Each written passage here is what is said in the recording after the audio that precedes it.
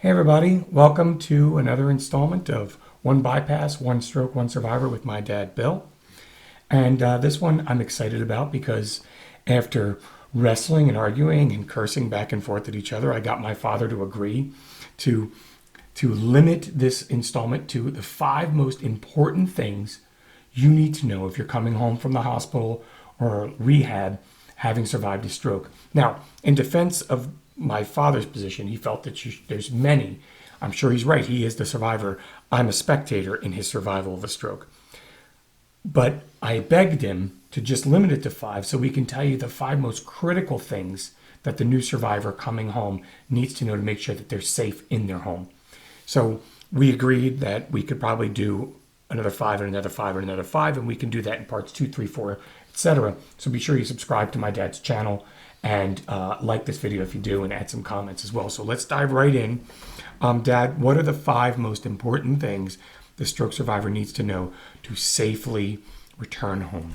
Well, first I'd like to do a shout out to the caregivers for without their assistance, we might not even be in this particular position. The number 5 most critical, as far as I'm concerned, are steps. You may have a bedroom on your second floor. You may have a family room in your basement. You have to enter your house to begin with just to be able to get in. You may have a sunken living room.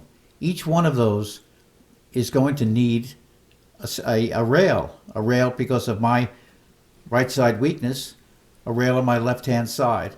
But at the same time, you'll need a rail on the other side also.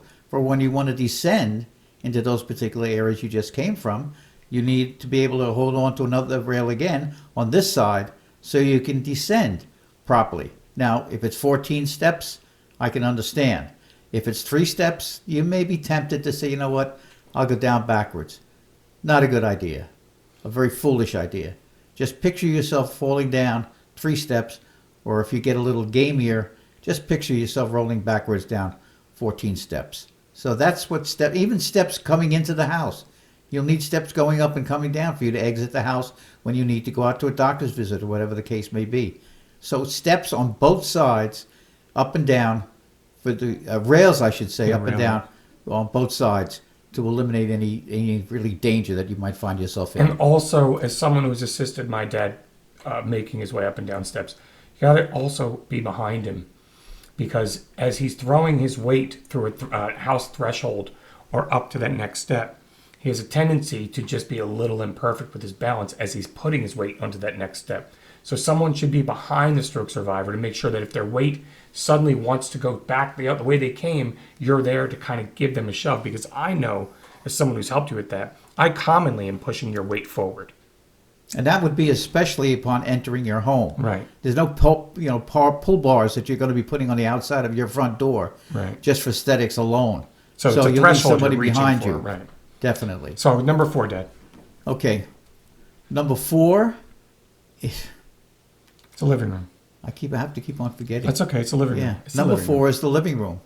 Now, the living room is not that big a problem in getting around, but you're going to need to utilize the equipment that you have as best you can, whether it be a wheelchair or a cane. There may be furniture. Maybe you sit in your couch, and that's where you usually do all of your business, watching TV, whatever the case may be. If you've got the wheelchair, your wheelchair's got to be locked. You've got to be able to maneuver between the furniture and the coffee table possibly in order to get from one room to the next. If you're using a cane to help you and assist you, you can't forget that you might have left that in the kitchen. You might have left it in the restroom. You may have successfully made it back to the living room, but you need to have that in order to maintain a very stiff and lucid movement going from one room to the next. So tell the story that you tell the story about your locking. My dad, during his rehab stay, was repeatedly told, "Bill, you're not locking your wheels," because he had no habit for it yet. So tell that really neat story about what happened when you first came home. We had furniture. Not neat, but interesting to our point. We had company that wanted to come over and see me. They were there too long. They finally left, and I actually dozed off in my wheelchair. My wife was downstairs doing laundry. The front doorbell rang, and it rang again. Second time it rang, it woke me up. I just jumped up. Oh, I'll answer the door. Without having my wheelchair locked, the chair moved back and forth. I fell on my face, took me 5 minutes to get up, and whoever was at the front door had already left, probably just aggravated. So get in the habit of locking your wheels, and caregivers get in the habit of checking to make sure those wheels are locked. And again, my dad in rehab was in a wheelchair every day, but he still did not develop the pattern of behavior to lock the wheels.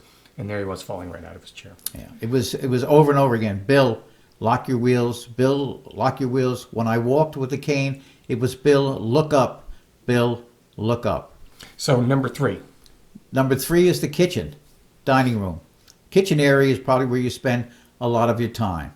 Unfortunately, if you're in a wheelchair, or even if you've got a cane, you're going to be looking to maneuver some certain things that you may want to look for in a refrigerator, in closets. You may want a paper towel. You may want to have a paper plate.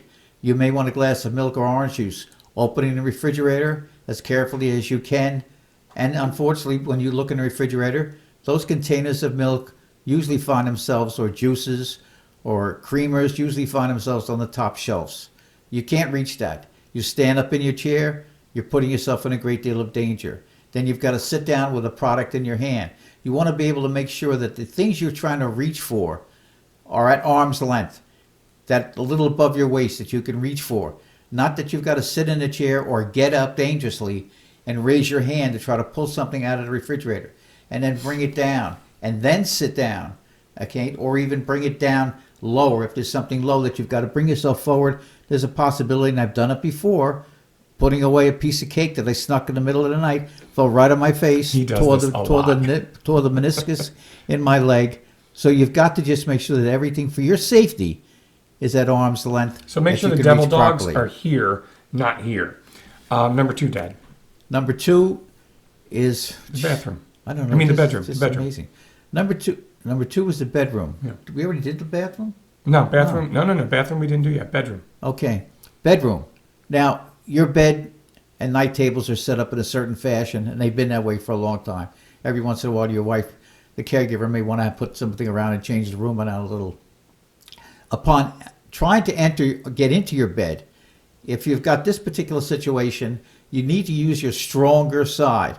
And even with someone using a cane, if I'm not mistaken, it's better for that person to use the stronger side. Upon gaining entrance onto the bed, upon getting off, especially without falling, you're using your stronger side to get out of the bed, swinging your legs around. That's exactly how you're going to be taught, swinging your legs around. When you're getting back into bed, you can still get back in on the strong side. You swing your legs up and around to get onto the bed comfortably. You've got your creature features on your left-hand side, your pills, Cell a telephone, water, and even, unfortunately, and even your urinal, because it's very difficult getting up in the middle of the night, upsetting the whole bedroom, upsetting your partner, and trying to make it into the bathroom and back. That's what the urinal is used for. Good. I used to play spin the bottle with it when I was in the hospital. With a urinal. That's disgusting. So number one, what's the number one most important thing your viewers need to know if they're coming home having survived a stroke? What's number 1 again? Come I got to on. write them down. This is terrible. The bathroom. The bathroom. Mm-hmm. Wow. Okay. And this one's a big one. Restrooms. This is a big one. Throw rugs. I don't know if I mentioned that before. You No matter haven't. what room you're in, throw rugs have to go. It's so very you don't usually pick up whatever leg is afflicted that far up off the floor, and getting it caught underneath a throw rug can just mean automatically that you're spilled onto the floor. And if I may interject, I've seen this with my dad. I've seen my dad's feet caught on things beneath his bed side, his right side.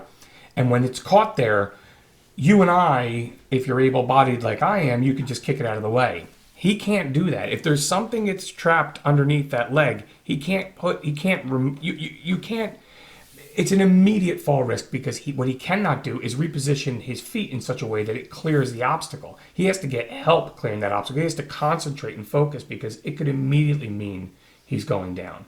So no rugs in the bathrooms at all. Now, in using the toilet, for someone such as myself, you need a pull bar on the right-hand side. I mean, you should say on the left-hand side, enabling you to get up and down as easily as you can. If the toilet happens to be on the other side of the room, the other thing would just be just the opposite situation. If you can't get to the paper for sanitary reasons, if you just buy to a Home Depot and buy a pedestal that the rolled toilet paper can sit on, and keep that on your your good side. This was my good side. This is now my good side. Showering, we bought a chair. We bought a big plastic chair that fits in perfectly into the shower. It holds up to 300 pounds. It just makes my life so much easier. Leaving the shower, I would hold on to a pull bar. Hold on to a pull bar to pull myself up, open the shower door, step out holding onto the pull bar, step out with my other hand, and then close the door. It's being in and around. Tubs I don't use. It's very improbable for me to use a tub because of my affliction on this side. But that's the one room where there could possibly be more damage done than anywhere else. So, thank you, Dad. So we will, because again, my father, and he hasn't voiced it, but believe me, he was emphatic. When I said, Dad, can we talk about 5 things? He said, 5, there's a million things. So we're probably going to do multiple installments on this subject. What can you do around the house to prepare the house for safe living for someone who is a stroke survivor? My dad, 17 years after a stroke, continues to reinvent the environment so that it's conducive to his limitations. But we'll unpack those in future videos. As I said at the beginning of this one, please subscribe to my dad's channel so that you get notifications when he creates a new video. And we'd love to hear from you in the comments. If you have ideas or you have questions for my dad, topics you'd like him to address, say so in the comments and we'll make videos from it. We'll answer your questions. And please like it and please share it with others who you think might find this content useful. Thanks so much, everybody, and we'll talk to you soon. That Spin the Bottle is a great game saver. Thanks, everybody.